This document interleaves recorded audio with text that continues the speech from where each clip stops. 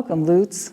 I'm Elizabeth Hopper, Director of the PLU Health Center. I'd like to share with you some of the ways that the campus has been prepared for your arrival. All of you have been living with and learning in unique and challenging circumstances for the last many months. Some of the ways you've been doing that will be similar to life on campus, and some will be different. Some may feel relatively comfortable, perhaps as a residential student having a single room, and others will feel like an imposition, wearing a face covering in all indoor spaces except your room or apartment. We recognize that campus will feel, look, and be different than what you may have experienced when you visited campus before the pandemic. None of us expected the pandemic to last this long, and we've all been hard at work this summer to make the changes needed to bring you to campus this fall. In order to develop a safe reopening plan that follows the guidelines of the CDC, the state and local health departments, and the Governor's Commission for Higher Education, we've stayed in close and frequent communication with the state governing and public health authorities. So what does this mean for you?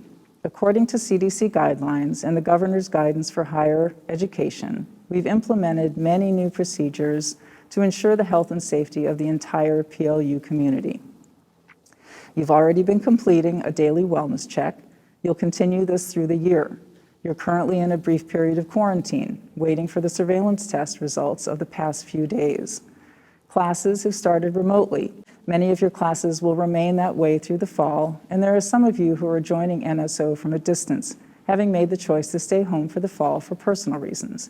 Athletics looks very different this fall after a decision was made to postpone fall contact sports to the spring in an effort to reduce the significant risk of transmission from the natural close contact that occurs with these sports. Surveillance testing will occur through the year. Small groups of students, staff, and faculty will be asked periodically to participate in testing while they're feeling healthy. This is a public health strategy that helps communities and the local public health authorities learn whether there is a presence of COVID-19 in persons who have no symptoms of the virus, and serves as a way to contain transmission before too many people are exposed. Quarantine, if needed, will likely occur in your room or home, and isolation spaces are available off campus courtesy of our health department. Having a sufficient number of these spaces is another requirement for reopening. You'll find 6-foot distance stickers on floors and hallways in almost all campus buildings, one-way entrance and exit signs and in and out signs at doorways. Dining services will provide their usual variety of food choices, but in to-go boxes. Places where students normally gather in groups will be modified by seating availability to allow very small groups of students.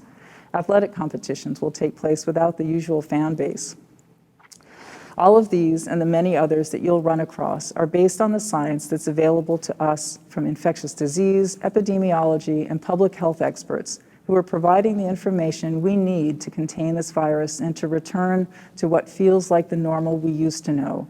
As Lutz, all of us must do our part to help move toward that goal of normal, though that may be the new normal, by working together as a community that cares for each other, for our families, and for our greater community outside of campus. Diligently following all the daily precautions of physically distancing, carefully washing hands and sanitizing surfaces, wearing a face covering at all times when indoors except in your home, which for residential students is defined by your room, not your floor or your hall. All of these are very important basics of keeping our campus safe and healthy. I'm extremely grateful for your eagerness to join the Lute family and for stepping up to the challenge of life at PLU during COVID-19. Stay safe and healthy.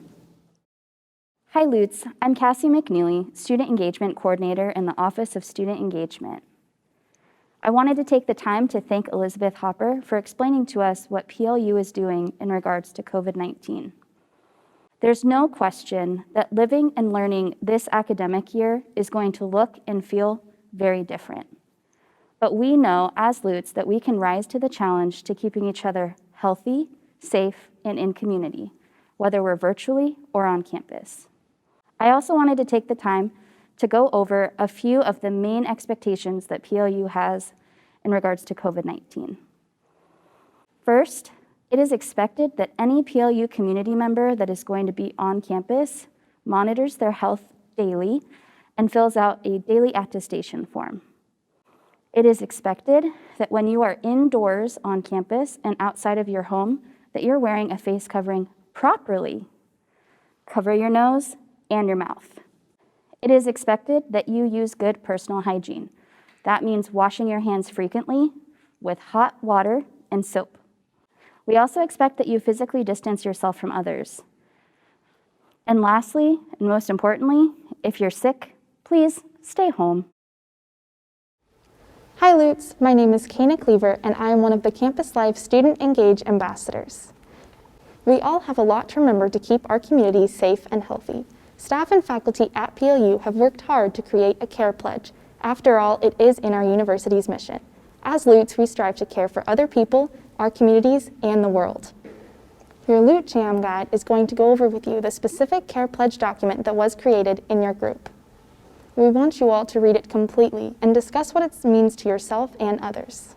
Your Loot Jam Guide will also be sharing with you our virtual care pledge graphic. In an effort to show community and care to others, we encourage you to screenshot it, save it, and post it to your own social medias. Be sure to say why you are committed to taking the PLU Care Pledge seriously.